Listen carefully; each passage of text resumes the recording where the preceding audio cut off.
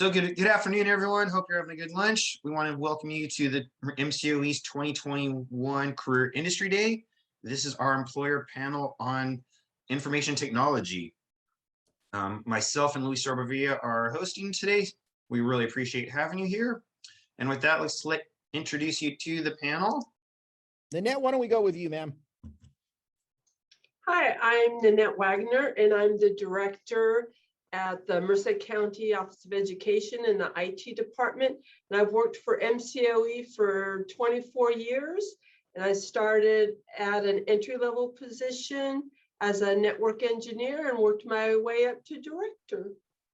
Very nice. Dick, you want to go next? You can leave yourself unmuted unless you're in the same room and you can have feedback. So. Hi, I'm Dick Chai. I'm the Network Administration Manager. My team is in charge of our servers, our storage, and applications. And I started with MCOE towards the end of 2001. So I've been here almost 20 years, so getting to 20 years. And I started off as a senior network engineer. Vern. Good afternoon. My name is Vern Alvarado. I'm the Network Infrastructure Supervisor. My staff and I are responsible for all things connected, everything from computers to phones to wireless access points to buildings to sites, you name it. I've been here for 26 years and I started off as a part-time computer technician and worked my way up to my current supervisor position. Excellent. Mike. Oh, we can't hear you, Mike. You're not muted, so maybe you need to change your audio.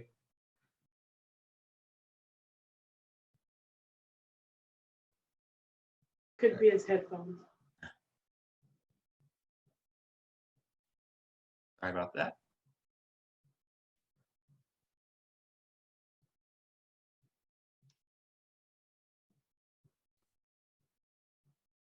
All right, can you hear me now? Yes, you can. All right, my name is Mike Friedberg, one of the IT managers here in the IT department. I've worked for MCOE for 16 years, and in high school I was an ROP student with MCOE as well. Very cool. You're the second one in our panel that's been a part of a ROP, so always really cool to hear that. So the first question we're starting off today, and you can all answer this or you can say the same thing as what they said, but tell us about your industry and some of the top skills or experiences needed to get into the IT department with MCOE. What are you looking for? I think one of the things we're looking for, is those critical troubleshooting skills, being able to research if there's a problem. If you don't know anything or you don't know what the trouble you're working on, being able to go out and research those things, try different things, being able to make a decision and act on that instead of just being stagnant, not doing anything.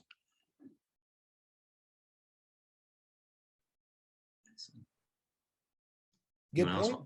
Good point. Problem solving. I know that's a big one, not just, oh man, I didn't get it, so I can't get to my work, right? I can't continue my workload because I got stopped at the beginning. It's really kind of identifying research, like you said. Very good. Good stuff. Anybody else? Anybody else have what you're looking for in skills or even experiences? Maybe something you mentioned ROP, maybe in high school that they can be doing. What are some of those skills that you might be looking for? For me, it's analytical skills, be able to understand the problem and utilize the knowledge or the experience that you have to, again, resolve the issue. All right. And for me, I went to school. I went to school in a, okay, sorry, Nanette, go ahead. All right, go ahead. No worries, go for it, Nanette. Unfortunately for MCOE, our entry-level IT position, you have to have 2 years of experience in order for us to hire you. But we have had numerous interns that are able to work in our department and get the experience. And we even have one that worked for us for a while. He left. Now he's back in a part-time position with us. That's not, it's a temporary position, but he went out, his experience with MCOE got him jobs elsewhere. And then now he's back in. Maybe it'll work out for him that we're able to hire him, maybe not, but And I believe that the Empower program is what they've yes, done some the Empower internships. program, yes. You can look at MTOE has an Empower program. It's open to everybody. You see Mhm, the 22, I believe. So you can look into that as well. yes. Dick, did you have something else to mention? I'm sorry. No, that's You good? Okay. All right. So question number 2. So discuss some of the different positions within the IT department there at MCOE. So it's obviously not just cookie cutter and it's not one thing.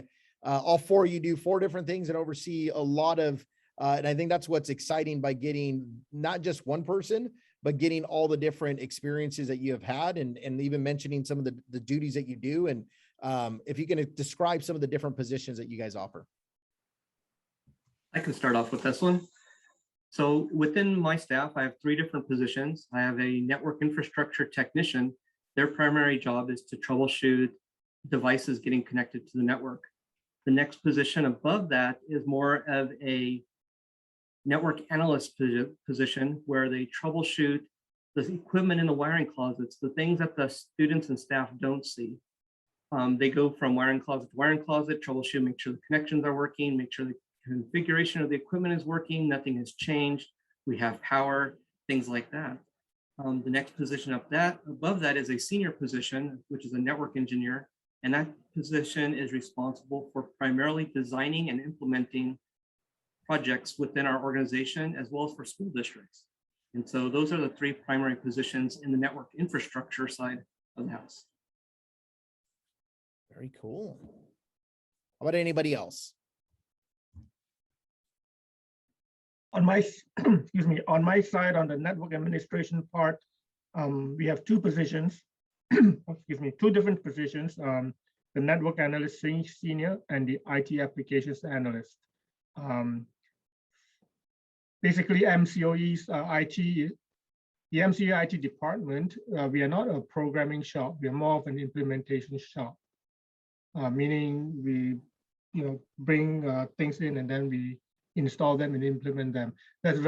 We have some development work that we do, but that's usually for our in-house, writing programs for our in-house use, okay?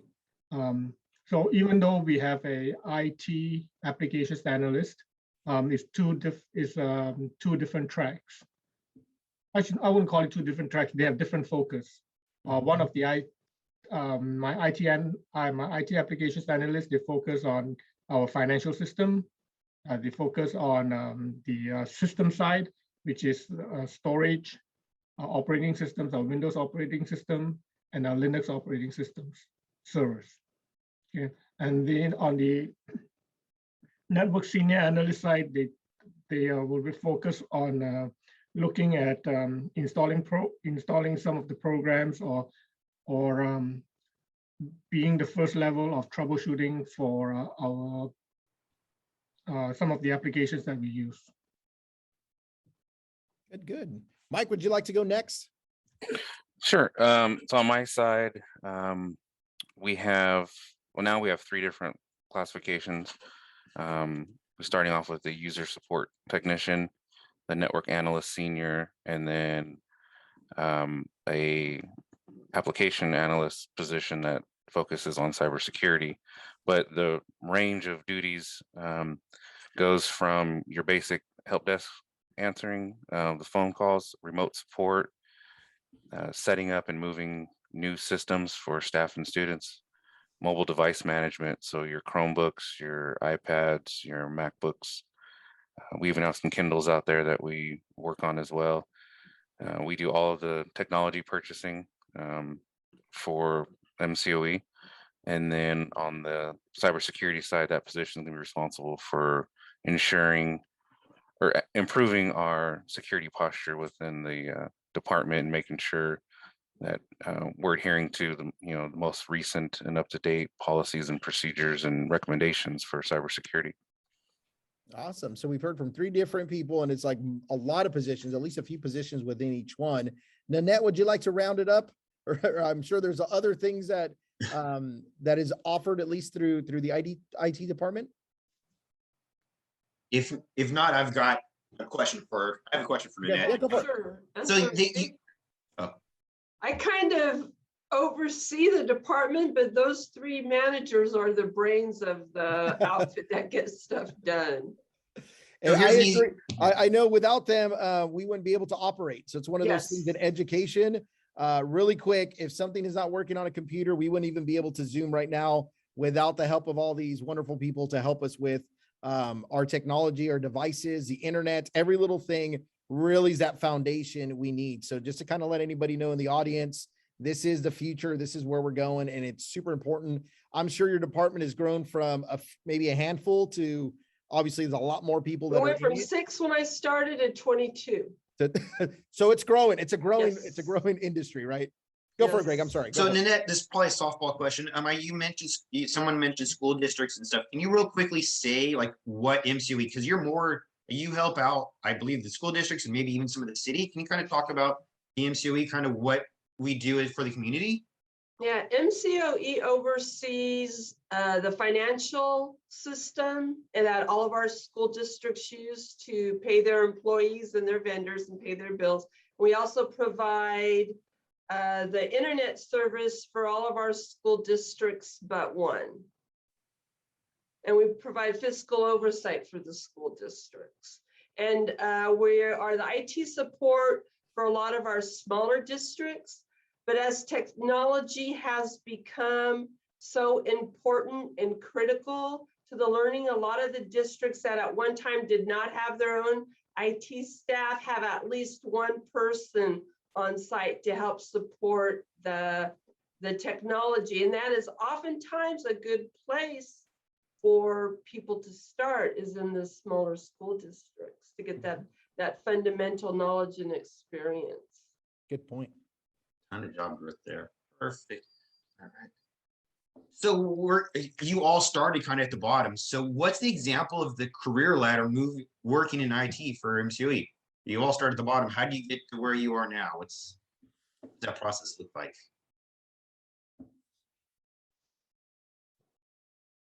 I can start off that conversation here.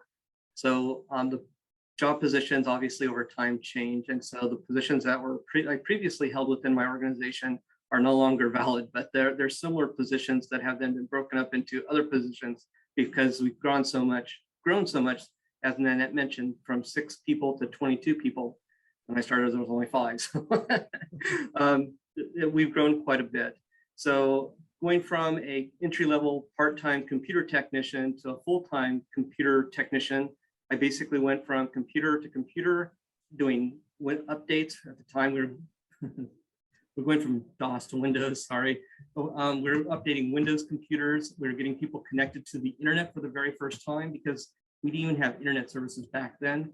And so we're just barely building our network even to support this concept of internet. And then from there, my position moved on to a network engineer, then to a senior network engineer, and then to IT manager with where I am today.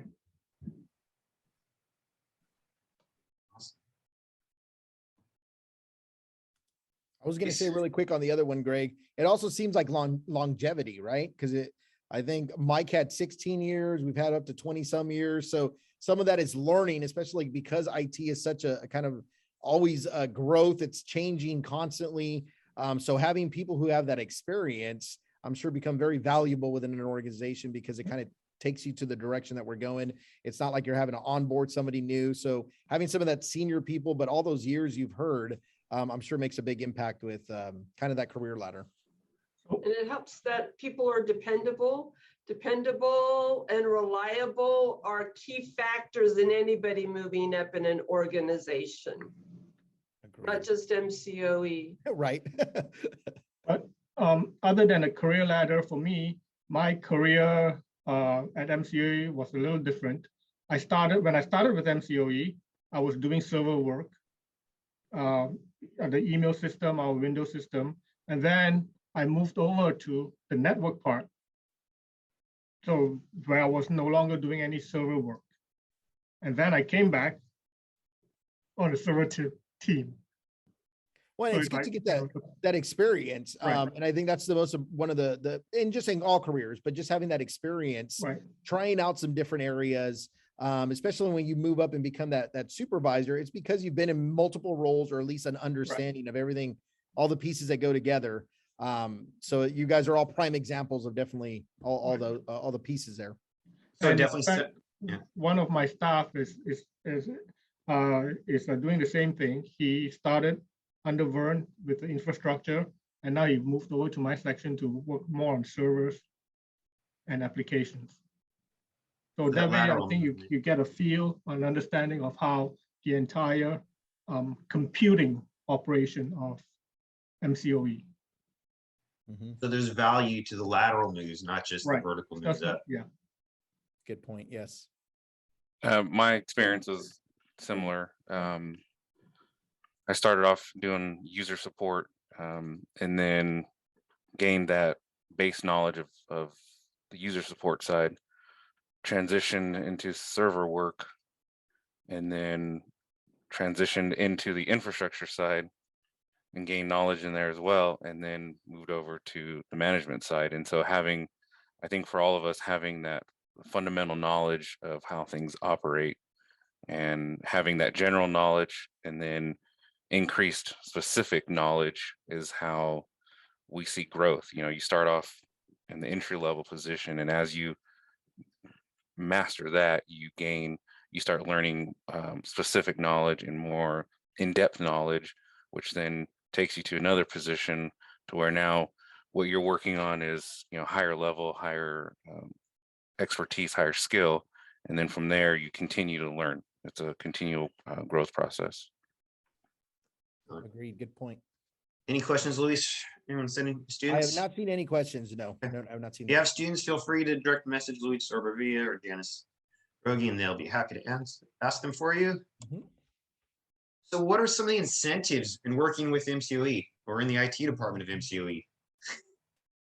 Besides having great managers. When I first started here and I got my first paycheck, it was like I was working for less because not only did they take out for Social Security, but they took out for PERS.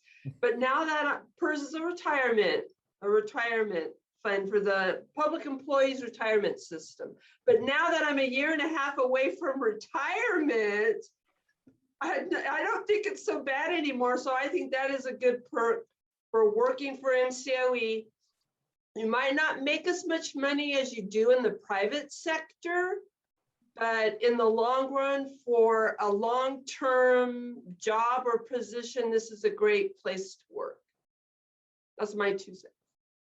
Good I'd point. like to chime in on this, on incentives. So Merced County Office of Education, especially within the IT department, we offer a lot of experience capabilities. As we've all talked about, there's opportunities in end user support, network connectivity, server support, virtualization. I mean, all these different technologies, you can gain all that experience within the IT department.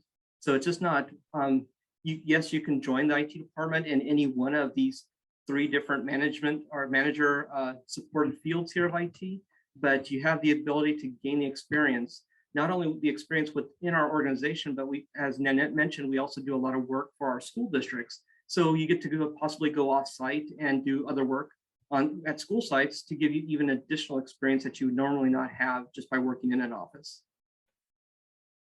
Excellent, good points. That cross training. Mhm. I Another have retirement.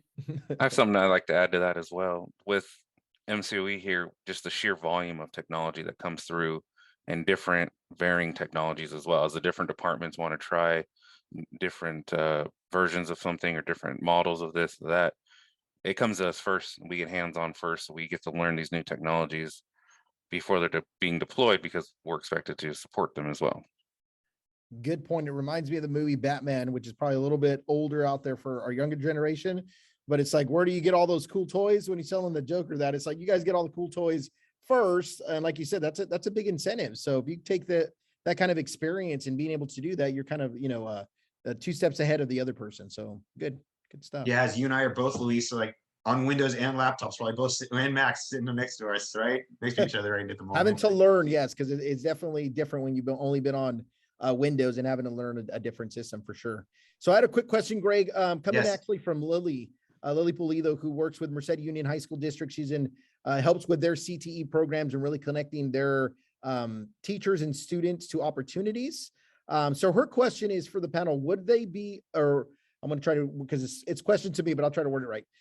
Would there be open job shadowing opportunities for students in the information and communication technologies pathway?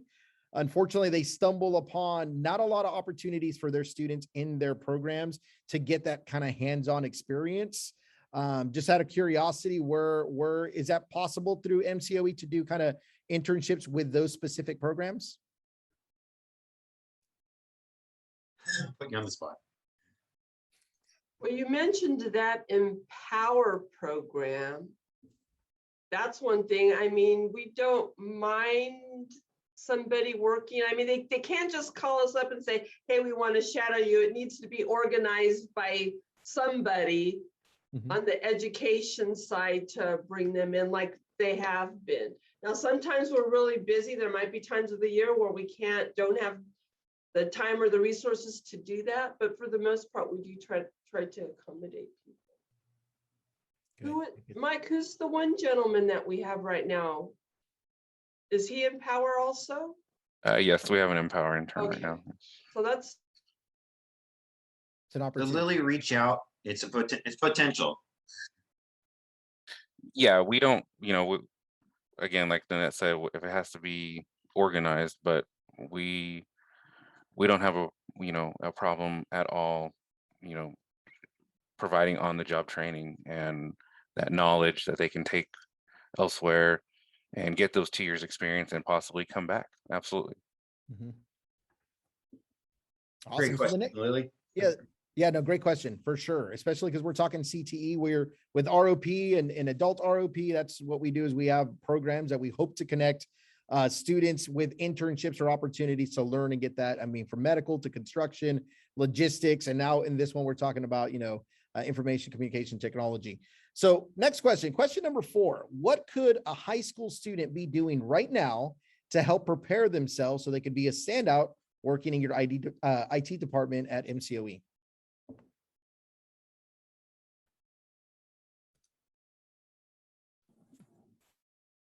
One thing that they could do to stand out and make themselves different is to be able to convey during the interview process their knowledge and their experience.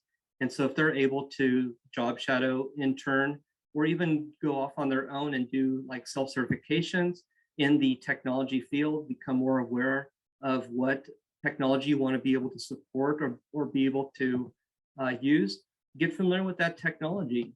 Don't be afraid to reach out and try and find some piece of software, application, hardware that you're interested in and learn more about it. If you're going to be going down a certain career path within IT, having that base fundamental knowledge and this advanced knowledge during the interview process is going to stand out immensely. Good. I'd like to add to that if depending on which district you're with, if they have a computer course that you can take or a night course that you can take. I know for me, I was able to take an ROP course in high school through MCOE for computer maintenance and repair, and that set me on my path. Good point. Fixing computers. I know that there is, I think Merced Union, I could be wrong, but I'm pretty sure, I think Merced Union, Greg, has an opportunity to fix computers or Chromebooks that they can then later on, I believe, donate. I got a yes from Lily, so that's awesome. So starting in a class like that, getting into, I mean, if this is the field we want to get into, I'd definitely get in a class and start learning really those foundational skills for sure. And again, you can also get experience or knowledge through volunteering. We mentioned internships. Actually, that's how, when I was in college, there was a company, Mack Trucks.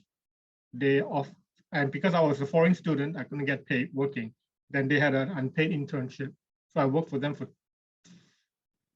2 summers, writing programs. for them.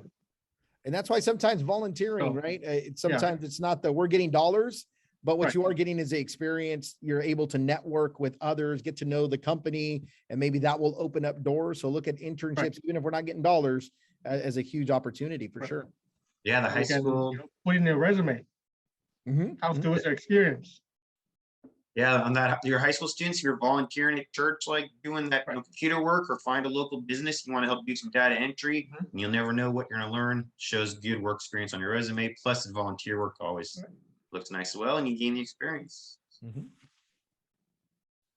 So, what is a misconception about working in the IT industry? 8 to 5. That you're always sitting behind a desk. There's a lot of times that our technicians are constantly out and about doing work in the field, working with customers face to face, working, just getting out and about and getting things done. A lot of times people think of sometimes IT as call centers, and although we do sit there waiting for that call to happen, and that is definitely not the case. Good ones. It's not a banking job. No. How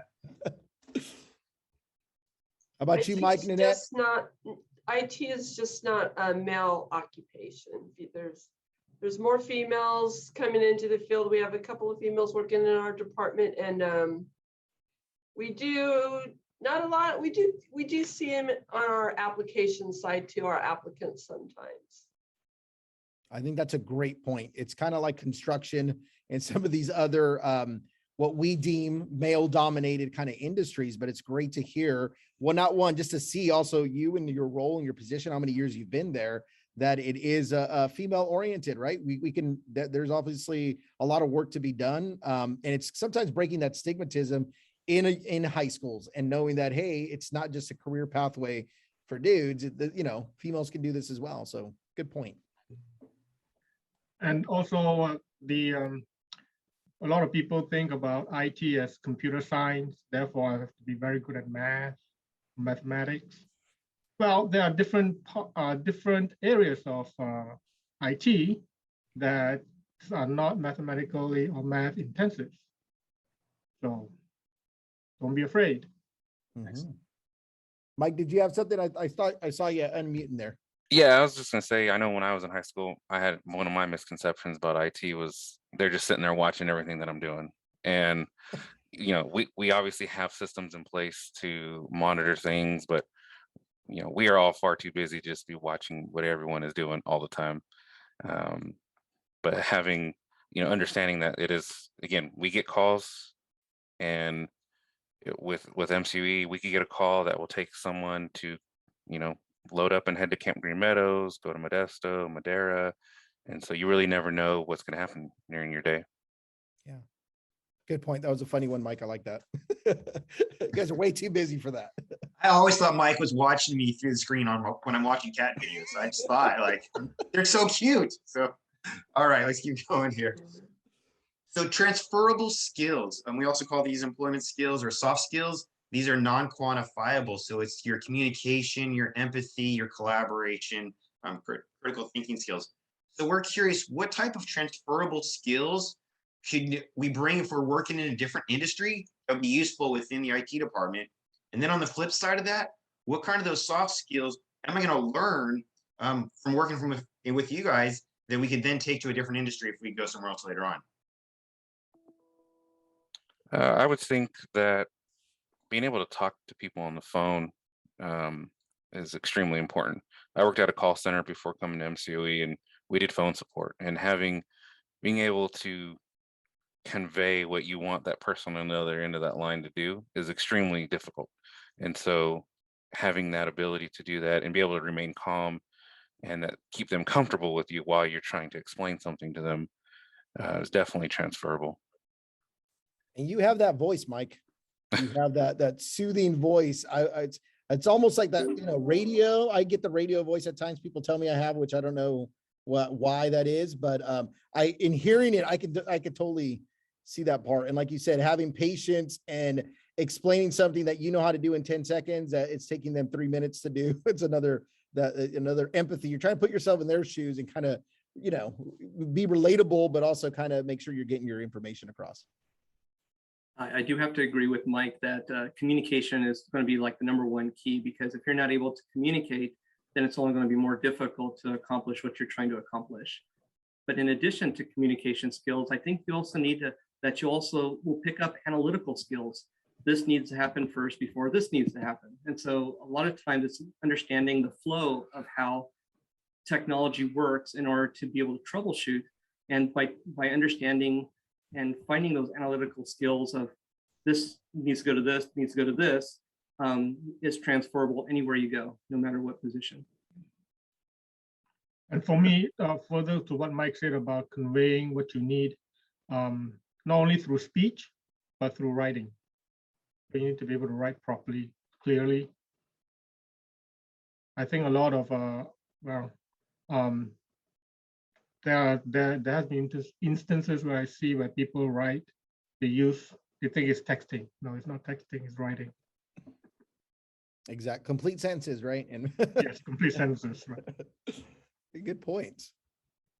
Nanette, do you have anything to offer on this Also, one? yeah, time management, being able to juggle multiple clients at the same time, and what you need to get done first, and who to keep happy today, and what needs to be done in the future. It's even helped in my home life, being able to pre-juggle your time so that you're not rushing around at the last minute to meet that deadline.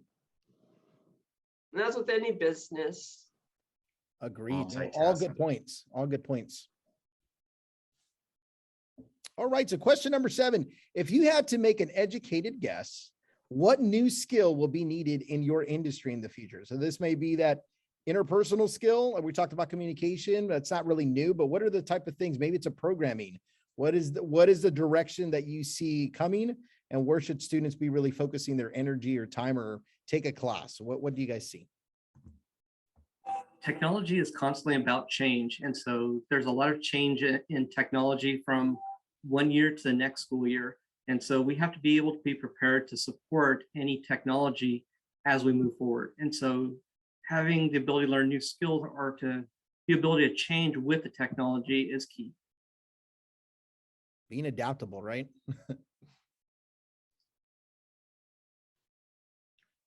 Well, Go ahead, what's Dick. going on with the industry right now is, I think the big thing is computer security. So there's a lot of computer security stuff going on. Good point. That's why we have to get all these videos that we watch to make sure that we're not opening up a link on our email that might compromise, obviously, our network, or get into a password that we may leak. So that's definitely, at least I know for MCOE, for myself, that's been more prevalent these last years, making sure that we are all trained on it, because there's crooks out there that are being very creative in how to manipulate. So I enjoy the videos and kind of that education part of things from our end. And I know that's your role too, is to kind of educate us on how to use that equipment. Mike, I know I saw you were gonna.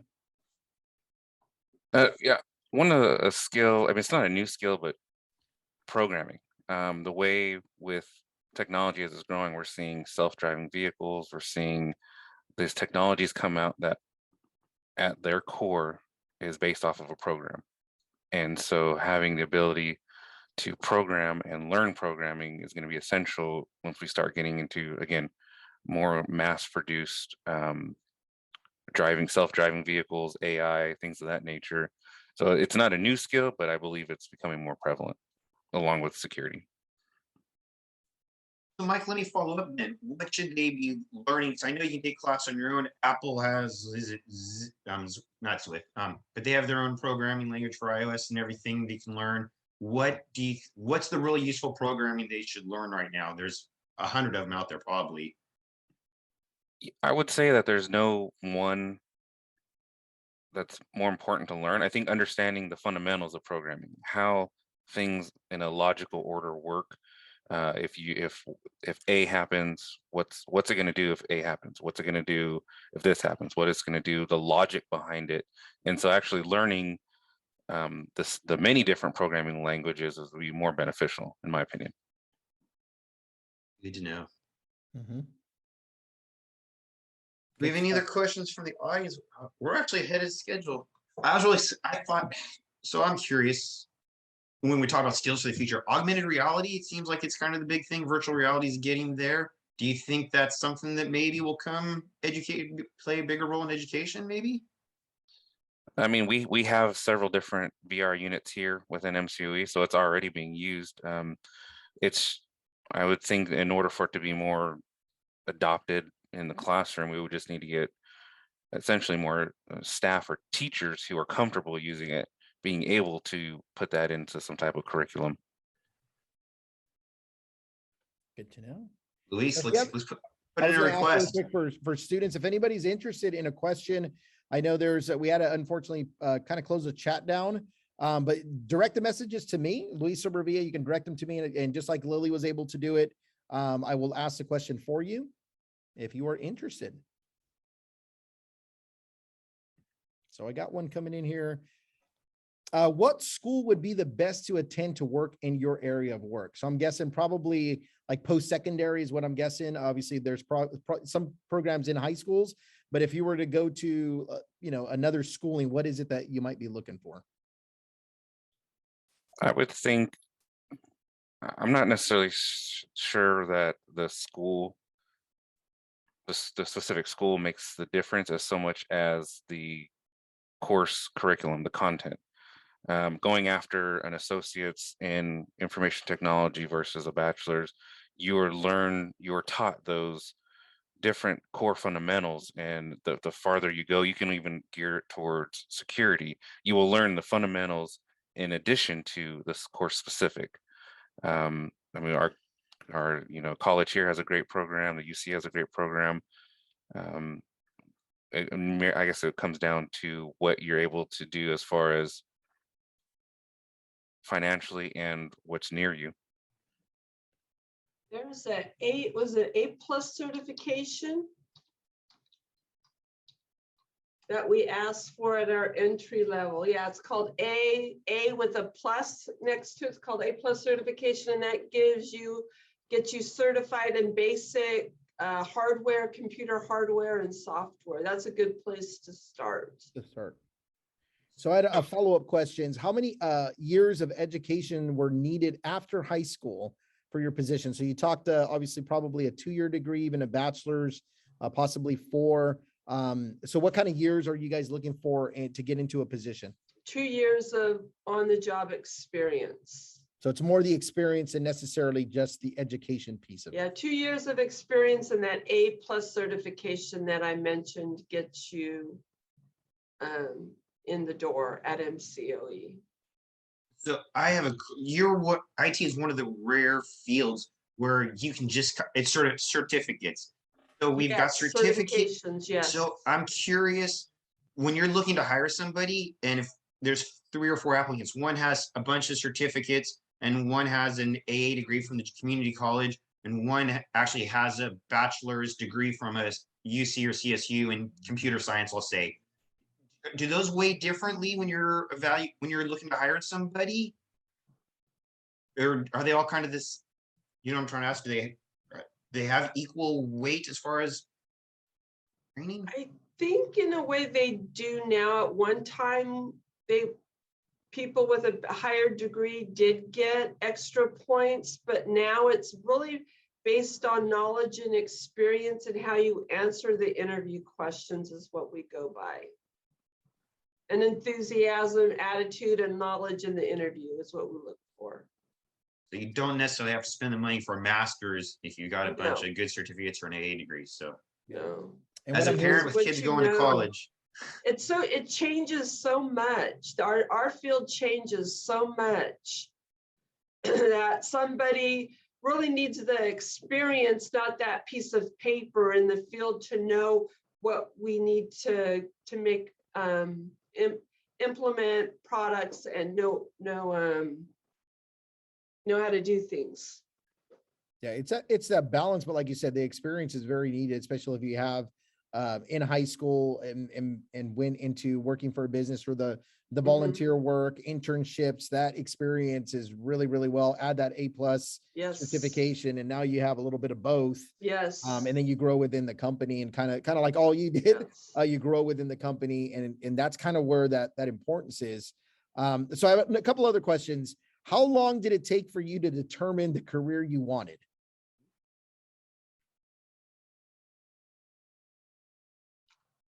I started as a secretary at a packing house, and the gentleman that did our computers, I had taken an ROP class for computers, and I knew what a TSR was, a terminate and stay ready in memory. That's when you had to boot a computer off of a disk. And because I knew what that was, he says, oh, here's how you install a network card. And since he lived down south, he would have me do those installing network cards, the stuff he couldn't do while he was away. They paid him $150 an hour. I started at $6 an hour, but once the season ended, they said, well, what are you going to do? And I said, I'll go find myself another job. So to keep me, they paid me $15 an hour to do their computer work and sent me to school, so they weren't paying this guy $150. So that's my story. And that's how I got started in computers. Awesome.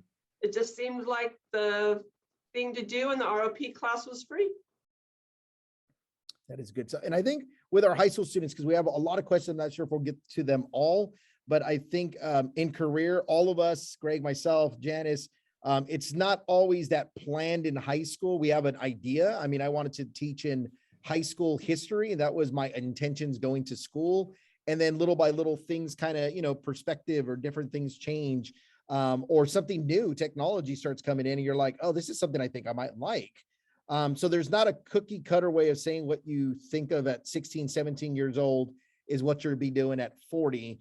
You kind of grow with the industry, you're growing with also yourself. I mean, your priorities and interests change throughout. And once you kind of really find and identify the intrigue or that purpose and passion, then you start saying, hey, this is something I really enjoy. It doesn't feel like I'm working at times, because this is stuff that just, makes me want to wake up in the morning and want to go to, to work to get this accomplished. So I have two more, but I know one of them is one that we were going to ask, but this is a good one. I want to kind of bring this one. Is there any scholarships that you might be aware of that are out there for students to kind of look into, if you're at least aware of any scholarships are in this particular field?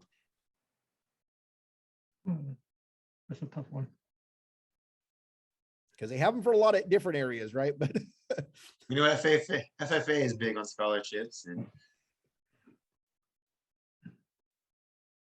well, I guess researching and maybe asking your instructor in your class to see if there is something that might be, I know going to the community college right now, it's pretty much free. They have Pell Grants and different things that you can do.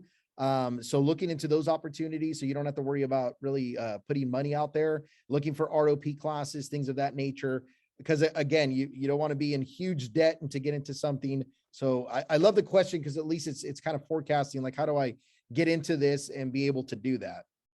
I'd say a Google search. I've got kids in high school looking, literally Google, information technology, high school scholarships, or the scholarship websites. I'm sure your career advisors on campus will send you links to scholarship websites. You can search for those. Yeah. And So right it's- before we get to the last question, Greg, there was another one that just popped up. Yep. Do you think this career can help us in the future? I would pretty much say yes, yes, yes, and yes. Computers aren't going anywhere. So there's always going to have to be somebody that mans it. It's only getting, even with security, those things are just constantly growing. So if you're thinking of this, a job that is this something that's going to be there 10 years from now, 15 years from now? I think the answer that we'd all say is 100% yes. Yeah, Mike said, the self-driving cars, the future. So last question, if you had one final bit of advice for our participants today, what would it be?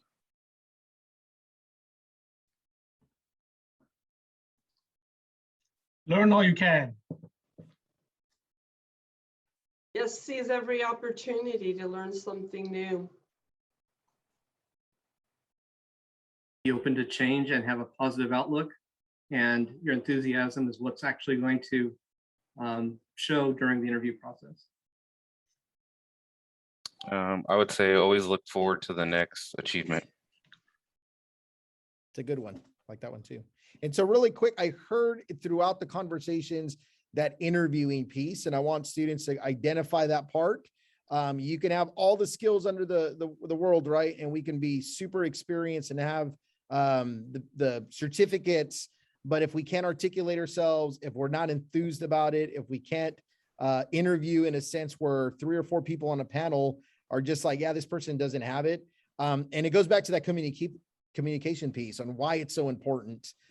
So making sure that you're developing those skills as well, not just the technical abilities, but being able to have those interactions with people. And love the achievements as well. Like, what are the things that you're working towards? Those are achievements that you put on your resume, that then Nanette or somebody that is looking into hiring a person could say, hey, this is pretty cool. Let me ask this person more about this area.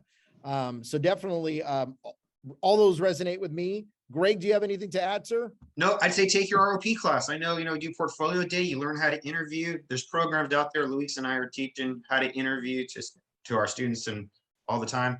So with that, I want to do a final plug. Thank you for joining us for Career Industry Day today. You should all have the link to the interactive catalog, which will link to the other 4 books. The main catalog has a lot on career exploration. We've got a whole book just on post-secondary and training. And then the individual books on technology and with health. There's 90 videos. We do have 4 or 5 or 6 different IT professions in there, from a data scientist to some of our own MCOE, other employee in the IT department. So check those out. They're all like 5 to 10 minutes long. This is recorded, so if you came in late, we are recording it, and we'll share out those links in the near future so you can watch it in its entirety. The Career Industry Day, all the books, they're up. It's not just today. It'll be there for a good year, so you can come back to this material later. With that, Luis. Thank you, Nanette, Dick, Vern, and Mike for all your time, all your information. Awesome panel to kind of see how diverse this particular industry is. And even here within MCOE from 6 to 22, this is an area of growth. So I appreciate every single one of you and all the information that you provided for our students today. Absolutely. Thank you very much. Have a great day, everyone. Thank you, everybody.